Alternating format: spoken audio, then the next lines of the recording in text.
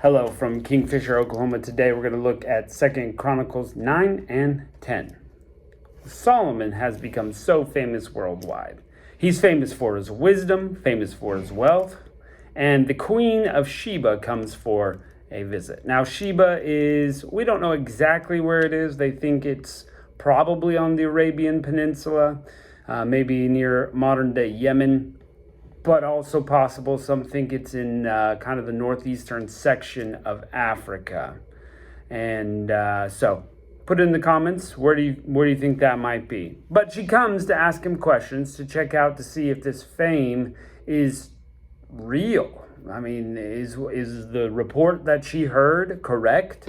So she comes to see that. She asks him all sorts of questions. She tours the kingdom. She sees how wealthy he is and how he set everything up, and she is floored. She says, I was told of this, and half of what I see here wasn't even reported. You're above and beyond what I expected. And they're impressed. So they exchange gifts, because that's what you do when you're a king. You exchange gifts with people. And then she goes on her way. Well, that's all we hear from her in the Old Testament. But there's a New Testament reference as well. Jesus is criticizing the Israelites, and he uses a reference to the Queen of the South and Solomon, so we can put it together that this is the story that he talks about. Jesus criticizes the Israelites and says, you Israelites don't even care what's happening. The Queen of the South traveled the whole length of the world, or what was known then at that time, and she traveled all this way to see Solomon and his wisdom and what he did. But something greater than Solomon is in the middle of you, O Israel, and you don't even care. You couldn't be bothered. Jesus was way wiser than Solomon because he has the wisdom of God himself.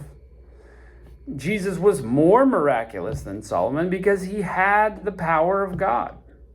It's pretty incredible that Jesus was right in the middle of all these Israelites, and they don't care. Couldn't be bothered. The greatest man to ever live is Jesus. People didn't care. So why should we be surprised when we're sharing the gospel in our churches and with people that we know, and whatever. But the Queen of the South, Jesus is saying, is going to be there at Judgment Day criticizing people. She's going to say, you had Jesus himself. I traveled just to see Solomon, but you had something way greater. Interesting. So the question is, how do we respond to Jesus? Are we responding with that kind of enthusiasm that she had for only Solomon? Wow. Pretty incredible. So there you go. There's that part. Then we see Solomon's wealth. We see he receives all this gold, which he makes into shields. He makes into stairs. He overlays his throne in gold. He makes lions and goblets and this and that with gold. And gold is so valuable, it's like rocks. They don't even care. Or so invaluable, I should say. It's so present. Silver, they don't even care. Hey, look at this rock. We're just going to make something out of it. We're not going to spend it for money. We think people are wealthy today, but gold is still pretty darn valuable. So anyway, Solomon receives as tribute from various peoples 666 talents of gold a year.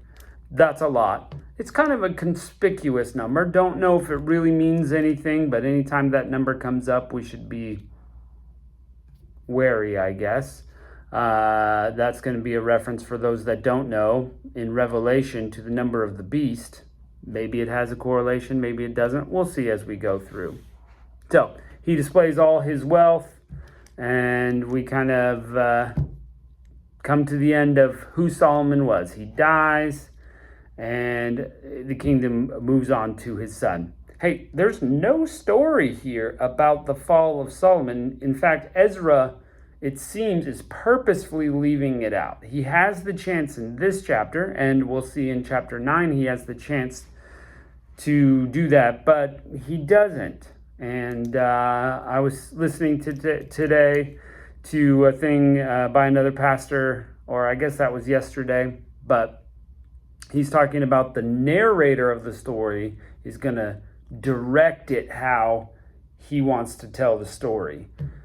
Through obviously the inspiration of God. So God is directing him to leave these in. And so we're going to see kind of a good side of the Kings. We got to see all the failing grades and all that through the book of Kings, 1st and 2nd Kings. But here we kind of get, Solomon gets a pass. But we know from scriptural context that he fails at the end. He gets distracted by all these women he's accrued, 1,000 women that are either wives or concubines. And he starts serving their gods instead of the real true God. And this is a big time problem. So he gets a bad grade for that because he stops following God, but it's not mentioned here in Chronicles. So interesting. So we move on from Solomon because we're tracking what feels like the line of David here. And we begin the story between Rehoboam and Jeroboam. Now, Rehoboam is going to be king after Solomon dies. He's his son.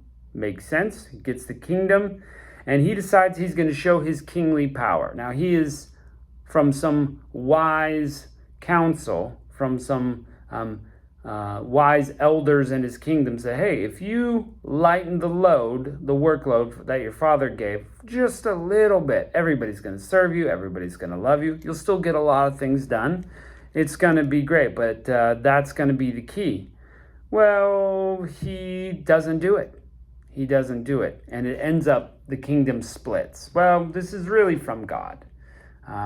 Because of Solomon's fall, God said, I'm going to tear this kingdom away and I'm going to give it to someone else. Because you didn't follow me, I'm going to stop.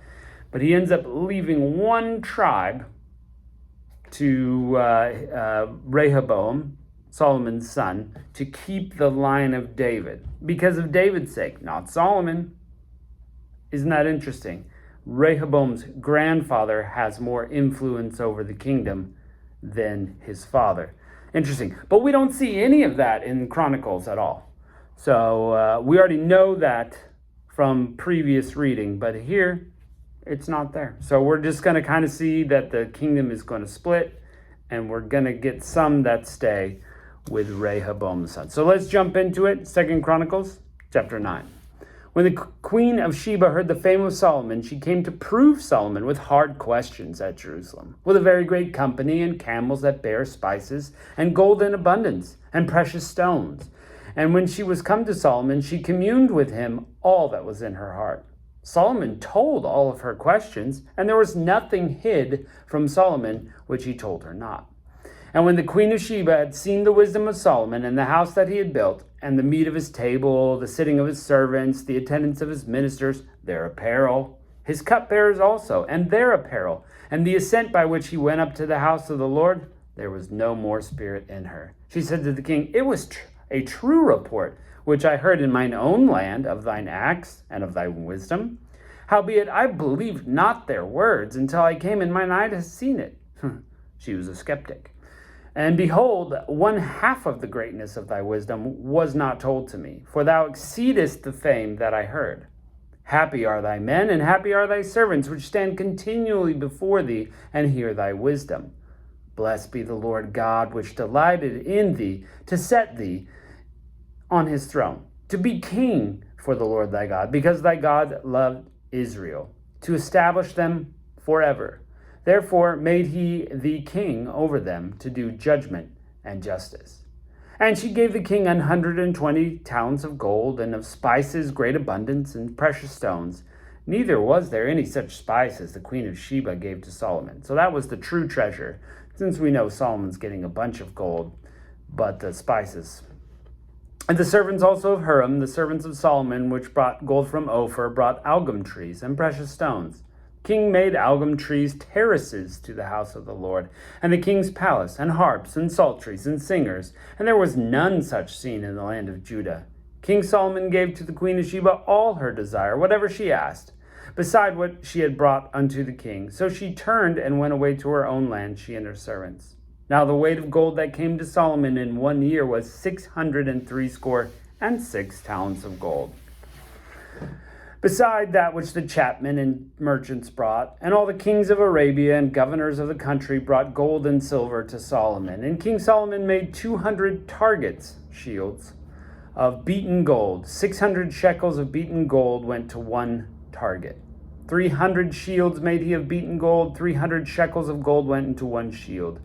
And the king put them in the house of the forest of Lebanon. Moreover, the king made a throne of great ivory and overlaid it with pure gold.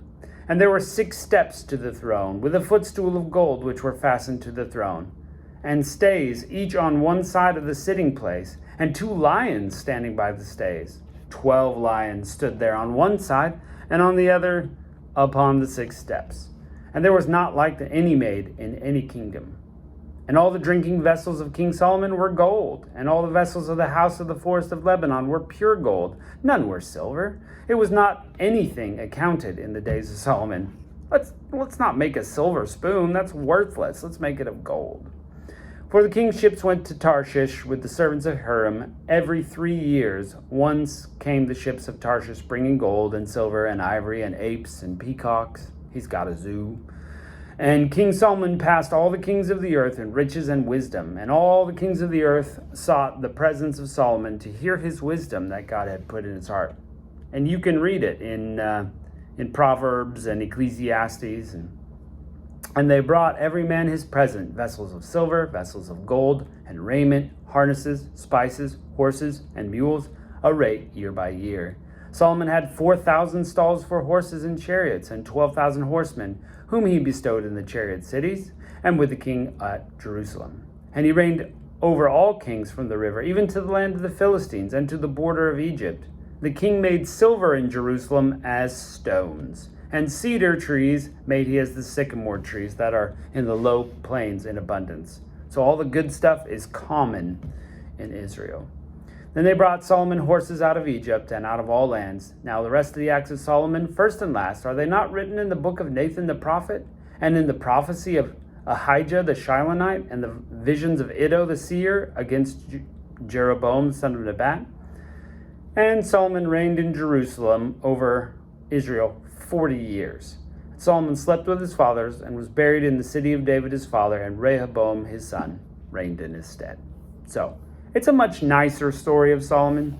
It kind of looks past his faults there. As kind of, I think, with David, we missed the faults that he had. So perhaps that's the take we're going to get through this book, is kind of we're looking past some of the faults of the kings and just showing how the line moves down. Chapter 10. Rehoboam went to Shechem, for Shechem were all Israel come to make him king. And it came to pass when Jeroboam, son of Nebat, who was in Egypt, whither he fled from the presence of Solomon the king, heard it. And Jeroboam returned out of Egypt. And they sent and called to him. So Jeroboam and all Israel came and spake to Rehoboam, saying, Thy father made our yoke grievous. Now therefore ease thou somewhat the grievous servitude of thy father, and this heavy yoke he put upon us, and we will serve thee.